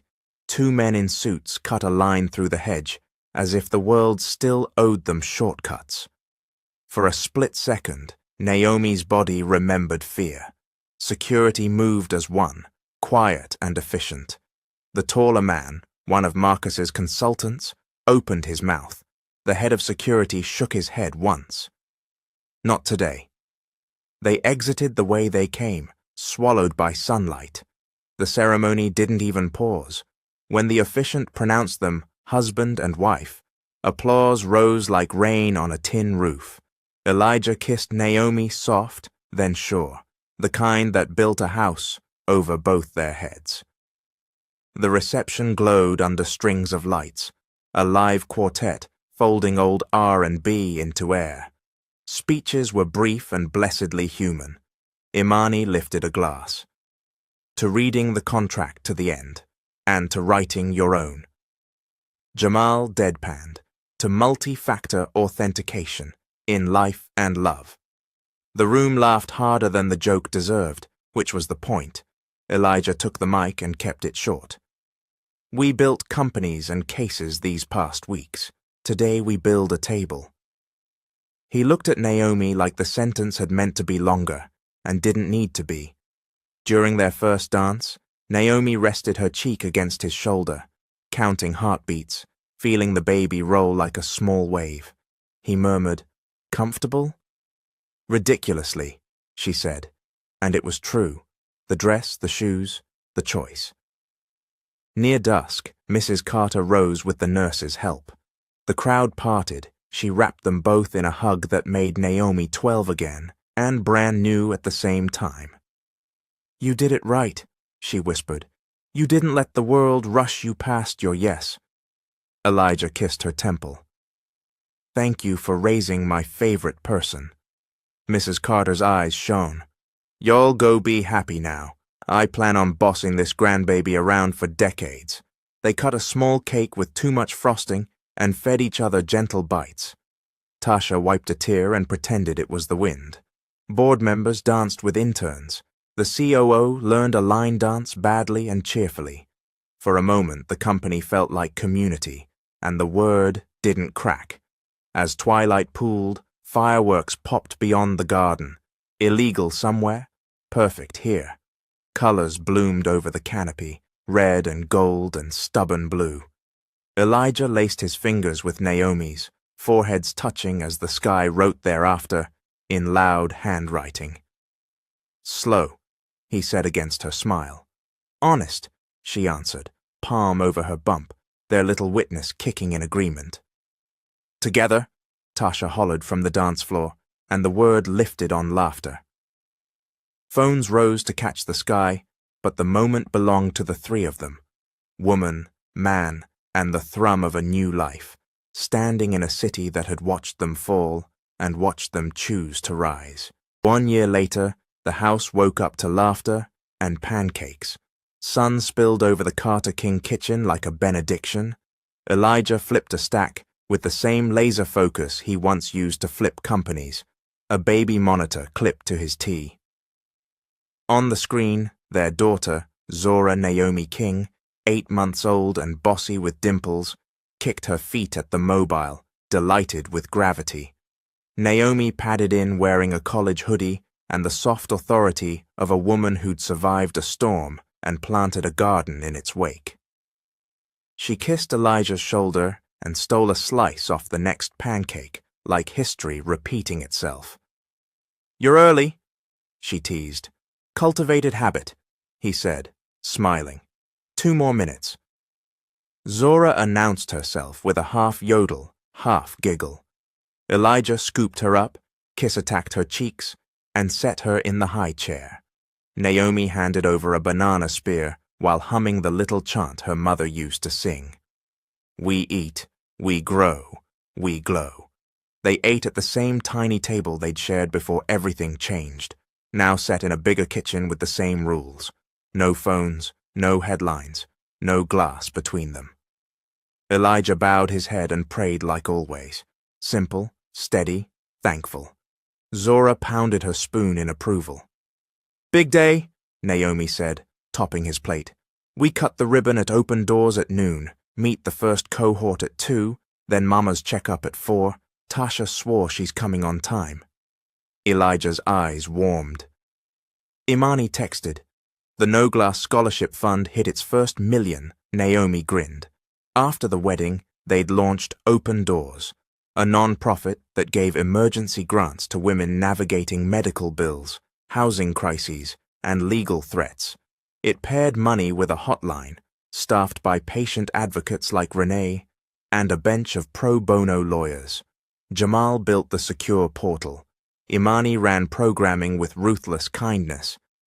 Their first year had already moved mountains in small, measurable inches. Naomi wiped banana from Zora's fist. "We said we'd start with a table. Turns out tables seat a lot of people. Good tables do," Elijah said. The doorbell chimed. Tasha blew in on a breeze of vanilla and deadlines. Nurse scrubs swapped for grad school jeans, and a tote advertising MSN. Coming soon. "My niece!" She kissed Zora noisy. then squinted at the pancake stack. You made the fluffy ones? Praise report. Naomi laughed. You're on stroller duty after the ceremony. No detours for churros. Lies and slander, Tasha said, already grabbing the diaper bag. Jamal's outside. He says if the mic crackles, he's quitting technology to farm goats. They rolled into the day under a bright Atlanta sky. At open doors, a small crowd gathered beneath a banner with clean blue letters and a crown hidden in the line work, Elijah's nod to the past, rewritten. Imani hugged Naomi tight. Look what we did, she whispered, eyes shining. And we ain't even started. Renee checked the program with military calm. 10 speakers down to 3. More time for the cohort. Elijah took the mic and kept it brief. We all have a day we need a door where a wall used to be. This place is a handle. We're here because Naomi taught me breakfast comes before press releases and people come before profit. He turned to her, eyes soft. Naomi built this. Applause rose warm and real. Naomi stepped up, Zora on her hip, and spoke from the place that got her here. If someone ever made you choose between dignity and a bill, this house has your back. If you need a patient advocate, a lawyer, a grant to put time back on your clock, come in. No questions that shame you. No glass between you and help. Tasha led the ribbon cutting like it was a chorus. Jamal flicked on the sign, open, like a victory lap. A woman from the first cohort, Shay, 23, eyes tired and fierce, took Naomi's hand and didn't let go. You just saved my tomorrow, Shay whispered. Naomi squeezed back. Yours saved mine. By afternoon, they'd toured the classrooms, introduced mentors, and laughed at Zora's habit of clapping for everyone like a one-baby parade. After photos and a slide deck that felt like a celebration rather than a meeting, they headed to the hospital where the story had cracked open in the first place. Mrs. Carter waited in a sunlit exam room, legs crossed at the ankle, lipstick perfect. The doctor smiled. Labs look good. We're stepping down meds again. Won't he do it? Mrs. Carter said, then pulled Zora into her arms and declared, Grandbaby, tell these people about Joy. Zora gurgled something convincing. Elijah kissed Mrs. Carter's temple. Thank you for raising my favorite person, he said again, ritual now. Thank you for learning to show up, she returned, softer than the line sounded. I watched you change. They left with good news and a new snack from the gift shop, because grandparents are loopholes. In the lobby, a reporter who'd once shouted questions lowered her eyes and said only, Congratulations on the program, and meant it. On the drive home, Naomi scrolled past a headline that barely hummed now. Former executive indicted in harassment scheme. Marcus had traded tailored arrogance for a suit that didn't fit, and court dates that did. Vanessa had moved to D.C. to run a foundation for girls in STEM. She'd sent a donation to Open Doors with a note that simply read, Make it count. At sunset, they landed in their garden. No fireworks this time, just a wide sky the color of ripe peaches and the magnolia arch from their wedding replanted by the path. Elijah spread a blanket. Tasha chased Zora across the lawn, both of them laughing like the volume knob had broken off. Naomi sat back on her hands and breathed. The air tasted like cut grass and something earned. Elijah lay beside her, close but not crowding, the way he'd learned to love, roomy, present. How's your heart? He asked. Full, she said, and a little stunned. He nodded toward Zora, now fascinated by a ladybug. I keep thinking about how many contracts I've signed. All those pages, and the best thing I ever did was read to the end with you. Naomi smiled. You didn't just read. You rewrote. Naomi leaned her head on Elijah's shoulder and let the year replay. Not as pain, but as proof. The night in the suite that felt like an ending and turned into a beginning. The hospital corridor where fear learned their names and then let go. The boardroom that tried to define them and failed. The kitchen table that coached them into yes. Doors that were walls once, and now forever open. Zora squealed at the ladybug's liftoff, clapped for the sky, and the two of them clapped with her, not because the sky needed applause, but because joy, once learned, asks to be practiced. When the porch light blinked on, warm and certain, Naomi rose first and reached for her husband's hand. "Home," she said. "Home," he echoed, standing with her, carrying their child over a threshold they'd built with small daily bricks, pancakes and paperwork, apologies and promises, faith and follow-through. Bright morning waited on the other side, and for once, it didn't have to be earned. It just had to be lived. Here comes the end of the story. If I was able to make your day, comment Mr. Hope you made my day.